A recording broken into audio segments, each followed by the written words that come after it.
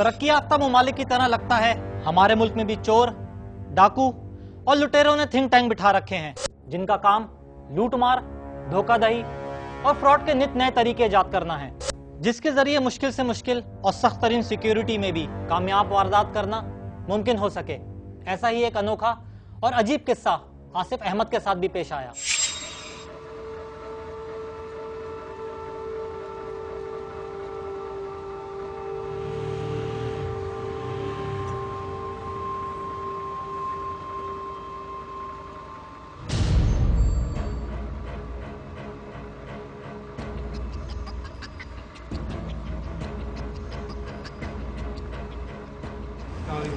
कहाँ जाना है? आसिफ साहब से मिलना है। एक मिनट वेट करो।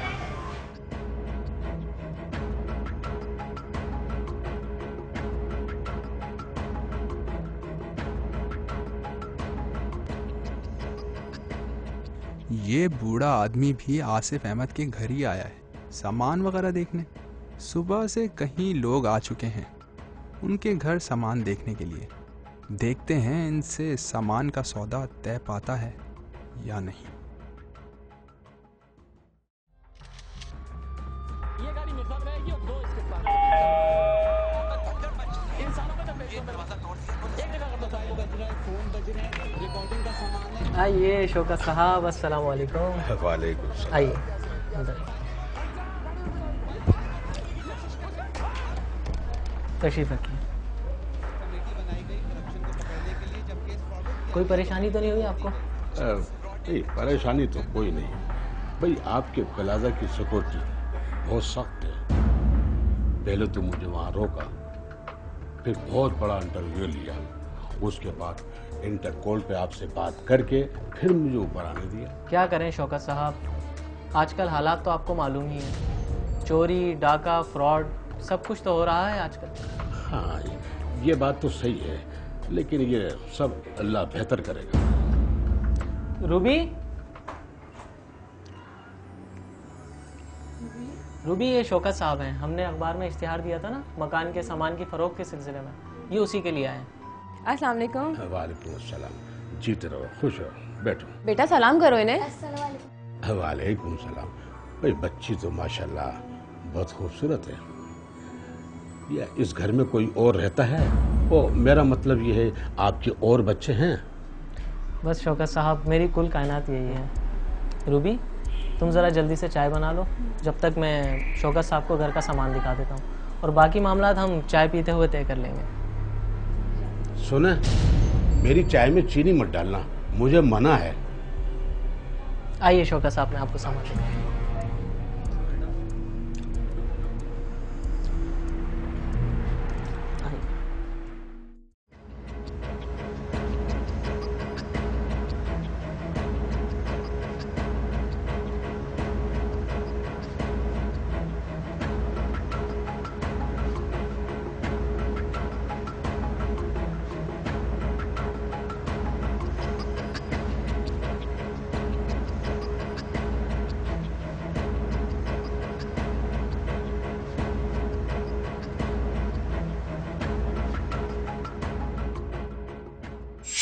आसिफ की कोशिश है कि वो किसी भी तरह शौकत को सामान की खरीदारी पर राजी कर ले, ताकि उसके बैरून मुल्क जाने का अमल तेज तर हो जाए।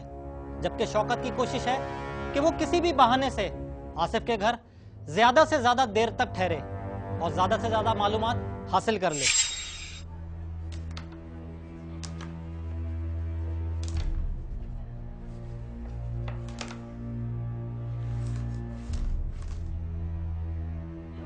रूबी, चाय का क्या हुआ भाई?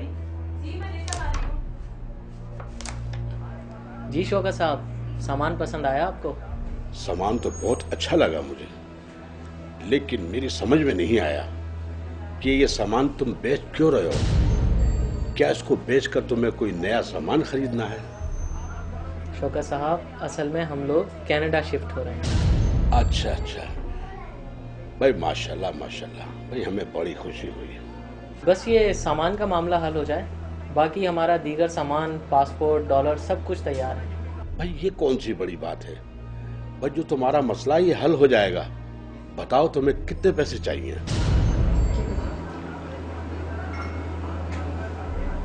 रूबी, सामान इन्होंने देख लिया है और उसके बारे में मालूम करना चाह रहे हैं कि इसकी क्या कीमत। अरे अंकल, ये सामान तो मैंने बहुत शौक से लिया था। हम आपको ये सामान 5 लाख में ही देंगे। 5 लाख? भाई 5 लाख की रकम तो बहुत ज्यादा है। अंकल आप ये सारा सामान देखें, ये फ्रिज, स्प्लिट, ये सब कुछ तो नया है। ये तो ठीक है बेटा, लेकिन नहीं नहीं अंकल, इससे आगे आप कुछ मत बोलिएगा। अच्छा बेटा, जैसे तुम्हारी खुशी ऐसी मेरी खुशी। अगर ये पैसे तुम्हारे पास चले भी गए तो मैं यही समझूंगा मेरे बच्चों के पास चले गए। भाई तुम मेरे बच्चों की तरह तो हो। तुम ऐसा करो, ये अभी ये 25,000 रुपया आप ये एडवांस रख लो।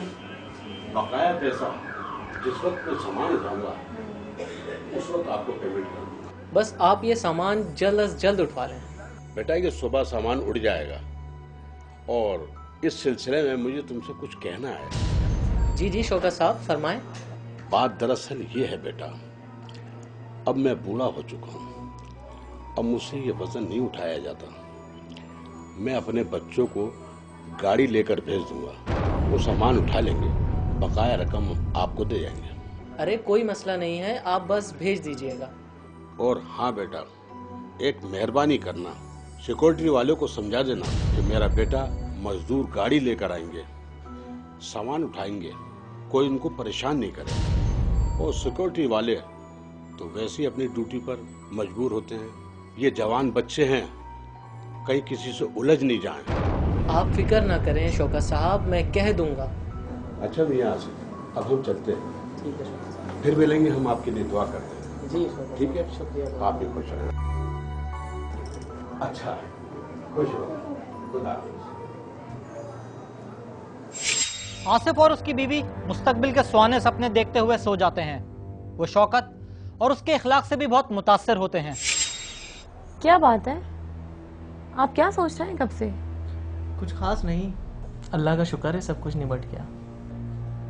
कल हमारा सामान चला जाएगा और परसों हम ये फ्लैट नए मालकान के हवाले कर देंगे। आपने चाचा को बता दिया कि हम जाने से 2 दिन पहले उनके घर पे रुकेंगे? हाँ हाँ बता दिया, और कल शाम को वो हमें लेने आएंगे।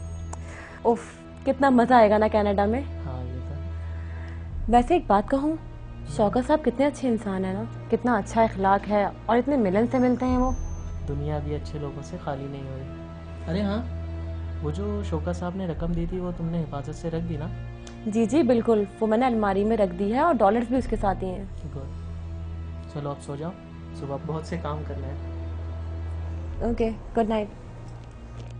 आसिफ भाई पहले सामान का बंदोबस्त कर लें ताकि मजदूर लोग अपना काम भी करते रहें, फिर मैं आपको पैसे दे दूँ ताकि मुतमईन से आप पैसे गिन भी लें और ताकि अपना काम भी कर सकें। अच्छा अकबर, वो अलमारी तुम कल ले जाना, मैंने शौकत साहब से कह दिया था, और सिक्योरिटी वाले भी कल तुम्हें अलमारी ले जाने से नहीं रोकेंगे।